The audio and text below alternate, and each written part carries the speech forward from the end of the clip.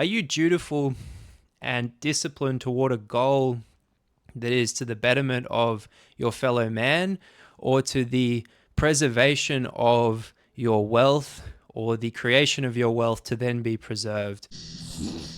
All books are valuable and shouldn't be burnt or destroyed.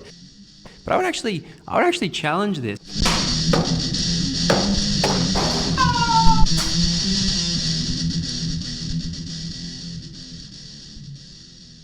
If you know who Immanuel Kant is, then it's very likely you know what the categorical imperative is.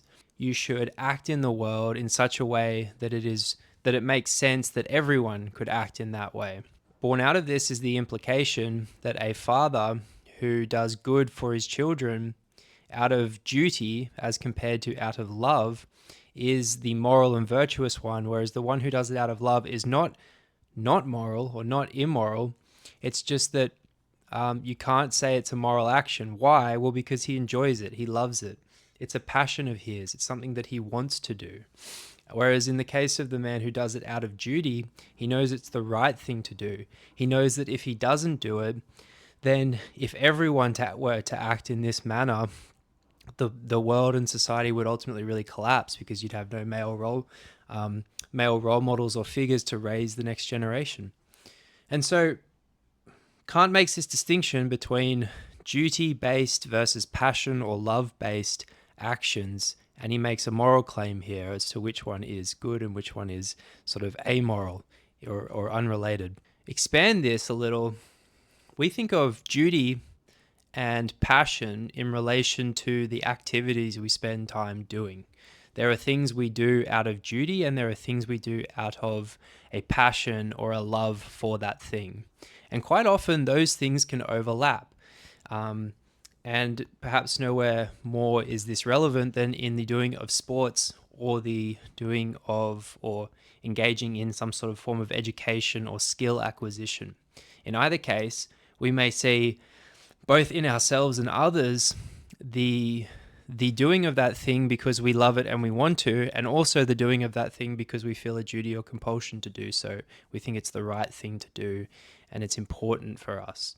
And in fact, at times this might manifest in us individually, where one day we feel passionate and another we don't, and so discipline or duty supplements. If someone is acting out of duty, we might describe it as well organized and rigorous. It is effortful. It is necessary for that person to avoid distractions and stay on the path, stay focused. And as well, presumably there's a limit. There's a limit and a kind of upper bound of energy that can be exerted in that moment on that thing. One reaches a point after which they say, I'm exhausted, I've had enough. It's time to pack it up. I've done a good job. And it's usually at that moment that the satisfaction comes in. The satisfaction being that I've put the effort in, I've advanced myself with this activity or skill, and that's a good feeling. There's some goal down the line that justifies this sacrifice that I made today. And so I'm glad that I did it. If we compare this with the person who's deeply passionate about something, it really takes the complete opposite form. We see them as immune to distraction. In fact, the outside world, the things beyond the scope of the environment of the activity might as well not exist. They are completely engaged, inseparable from that experience. To pull them out of it would be to deprive them of something. Whereas if you were to pull someone out of an experience or an activity in which they were only doing it out of duty or responsibility or discipline, they might feel relieved in some sense. They might say, oh yeah, perhaps it was a good idea to take a break. But the passionate person would likely be quite angry. They're really engaged in this thing, and you've deprived them of it. And I would go as far to say, in some cases, someone who is so passionately driven and in the moment with an experience or activity would go so far as to ignore the necessities of life. They'll stay up late. They will not eat. Or perhaps they'll only do the bare minimum in these regards so that they can maximize the time they're spending on that thing. And it's the thing in and of itself, the experience itself, which is so enriching for them, so engaging, that it's satisfying right then and there. It is not dependent on some sort of future thing, some future goal to which we are sacrificing today for. Rather, it is that very moment that completely justifies the engagement, completely captures them and enthralls them. So here are two very different motivations, we might say, for why someone might be engaging in an activity. And if we just examine what school and some education systems and some pedagogies and structures around sports and activities and skills, you would note that they're really built around the idea of the dutiful learner, the person who learns because it's a duty. They learn because if they don't, it's their future, which is vulnerable. And they come to this position because a few reasons, but primarily because it's a highly effective motivational tool to explain to someone it's your future safety that's at risk. Or perhaps this is your opportunity to better yourself, to make yourself distinct and in some sense superior to your ancestors in the manner in which you may elevate beyond your current circumstances or the circumstances of which you were brought into from your parents. A means of elevating in class and status. This is potentially what's at stake if you don't knuckle down and focus in this math class or this English class or for this high school certificate or for this university exam. And this is deeply compelling, but it does not at all cater towards the passionate.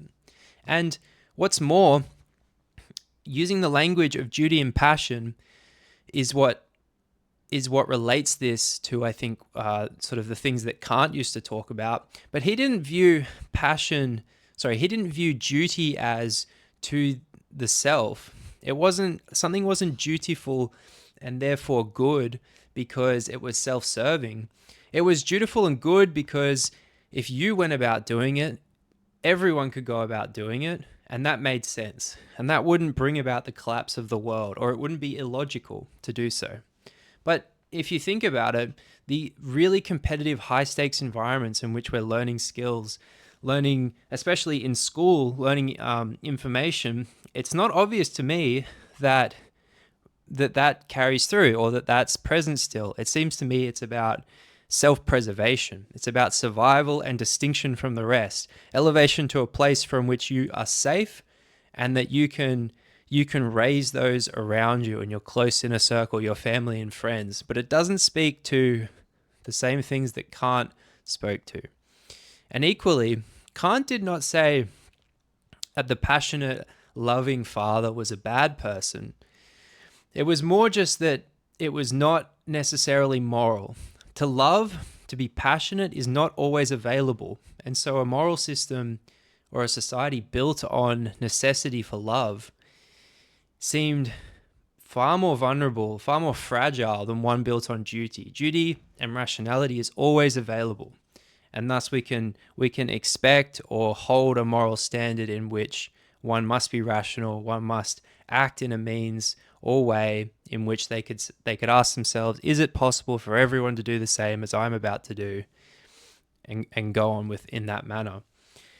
But passion today, particularly in relation to building skills or learning, is something that is kind of shunned. And I don't mean it's necessarily deliberate, but we see that school, it chooses for you your subjects. And often your parents choose for you subjects, or people are so involved in your life that they say, well, you're good at this, so you should do this, and all these sort of things. And so this searching for passion, or the availability of finding passions, or the ability to just utilize passions to bring about good, or to bring about change, or to enable flourishing of an individual, or to just pursue and advance an area of knowledge, to create great things. All of this is hindered, in my view. It is made more difficult by these sort of systems that surround us.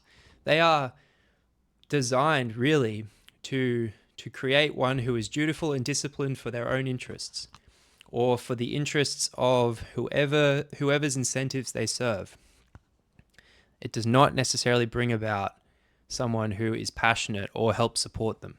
Now, there are means in which that it does happen. Like, you can have classes where kids who are doing really well at them, they're accelerated in those courses.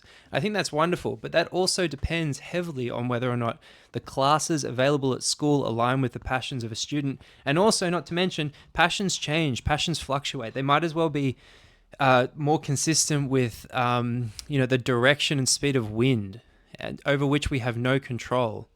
Well, maybe that's debatable, but I certainly have no control over the weather.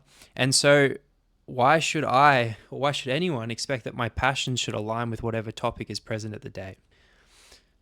I suppose what I'm calling for or asking for is for you to personally investigate what are your passions. Don't deny them, seek them out, because to be truly passionately engaged in something is a wonderful experience. I think most people's experience with passion is those bursting at the seams, unpleasant, indulgent experiences in which the lives that we lead are so at times boring, routine, too dutiful and disciplined towards someone else's goals, to someone else's incentives. And we have those moments of weakness where we indulge and we sin, we engage in lust, we become like sloths, we are gluttonous in our excesses. And those kind of passions are insatiable. They're so destructive. They ruin us, they might ruin our relationships, and they send us further and further from something good, some real or good conception of duty as Kant had imagined. And so I would imagine those things would happen far less if we had more capacity to pursue the passions that we are sincerely interested in, those ones which are not at odds with us flourishing, but rather contribute toward the creation of something good or great or meaningful. And the final thing I want to say is your dutiful or disciplined pursuit of knowledge or skill actually a good thing? Is it the thing that will elevate your fellow man, your neighbor, your community? Or is it something that serves to gain wealth and to preserve wealth for your own safety and for the safety of only those people in your inner circle?